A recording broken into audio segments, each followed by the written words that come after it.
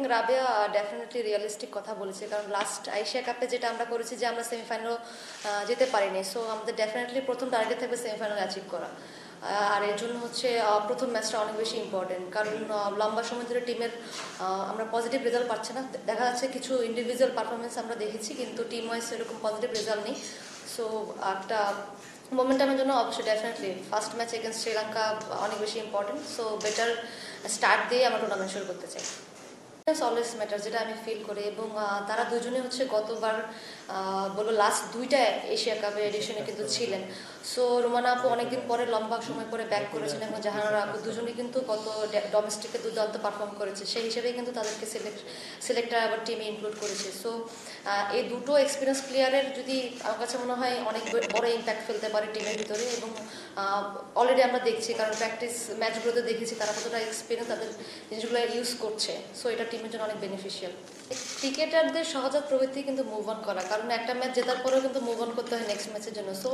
সোফার লম্বা একটা সময়, বাট ডেফিনেটলি বলবো যে আমাদের জন্য বড় একটা সুযোগ, কারণ যা হয়ে গিয়েছে লাস্টে গত ইন্ডিয়া সিরিজ বলেন বা অস্ট্রেলিয়া সিরিজ বলেন, আমাদের এটা বেশি ভালো যায়নি। সো আমাদের অবশ্যই ডেফিনেটলি এটা থাকবে যেন আমাদের টিমটা আগের যে কনফিডেন্সটা যেটা নিয়ে খেলেছি আমরা এই ঘরের মাঠে, বলবেন যে ইন্ডিয়া পাকিস্তানের এগেনস্টে, সো সেম এনার্জি বা সেম কনফিডেন্সটা যেন ব্যাক করে।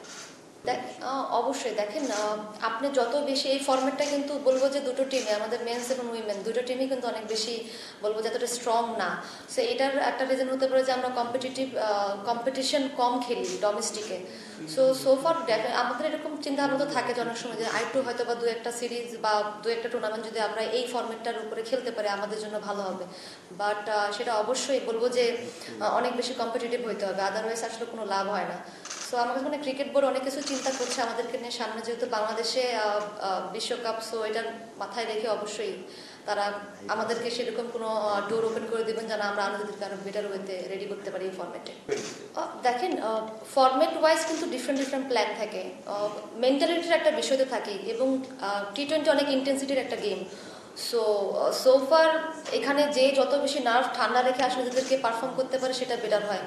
এবং এসব ম্যাচগুলো দেখাচ্ছে কি অনেক সময় আপনি নাম ওয়াইজ যেতে পারেন, অনেক সময় হচ্ছে সিচুয়েশন বেস করে অনেক সময় রেজাল্ট চলে আসে।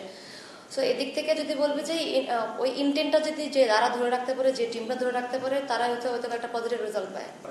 সর্বপ্রথম হচ্ছে আমাদের যে টিমটা, আমি যেটা মনে করি যে এখানে দুই একজন ইন্ডিভিজুয়াল খেললে আমরা ম্যাচ জিতবো না, এটা আমি জানি। কারণ আমাদের টিমে এমন একটা টিম যেখানে আমরা কম্বাইনলি পারফর্ম করলে অ্যাজ এ টিম যদি আমরা ইম্প্যাক্ট পারফর্ম করি সেই ক্ষেত্রে কিন্তু ম্যাচ আমরা উইন করি, যদি আমরা বিগত সব স্টার্স দেখি আমাদের উইনিংয়ের। সো সবার কন্ট্রিবিউশন প্রত্যেকটা ম্যাচে রয়েছে যে ম্যাচগুলো আমরা উইন করেছি। সো আমার চেষ্টায় থাকে সবসময়, এবং টিমের সবারই চেষ্টা থাকে যেন আমরা একটা ছোট ছোট কন্ট্রিবিউশন যেন টিমের জন্য থাকে। আসলে ব্যাটিং বিষয়টা কিন্তু অনেক বেশি ভিজিবল, কারণ যেহেতু সোফার এখন আমাদের ম্যাচগুলো টেলিভাইজ হয় বা অনেক বেশি বলবো যে ইন্টারেস্টেড ফিল করছে মানুষজন, সো এইভাবে দেখছে। সো এটা একটা ভিজিবল প্রবলেম, বাট স্টিল আমরা কিন্তু ম্যানেজমেন্ট বলেন আমরা সবাই মিলে এটা নিয়ে কাজ করছি। এবং প্লেয়ারদের মধ্যে স্কিলের কোনো প্রবলেম নেই, তারা হয়তো বা আমার কাছে মনে হয় টোটালি স্কিলফুল। অনেক সময় দেখা যাচ্ছে চেষ্টা করছে, হচ্ছে, অনেক সময় হচ্ছে না। অনেক সময় কেউ প্রথম একটা টুর্নামেন্টের ফার্স্ট একটা ম্যাচে করছে বা কনসিস্টেন্ট হচ্ছে না, সো এই কনসিস্টেন্সির একটা অভাব থাকে। সো ওই দিকটা নিয়ে আসলে কাজ করা, এবং ইন্ডিভিজুয়ালি বলবো যে কোচেসরা অনেক বেশি কাজ করেছে ব্যাটারদের। সো এখন আসলে দেখার বিষয় যে আমরা কতটুকু সেটা আসলে পারফরমেন্সে কনভার্ট করতে পারবো। সো অ্যাজ এ টিম বলেন, এবং আমি বলবো অ্যাজ এ ক্যাপ্টেন, আমার তো ব্যাটিং ইউনিটের ভিতরে এটাই লক্ষ্য থাকবে যে তারা যেন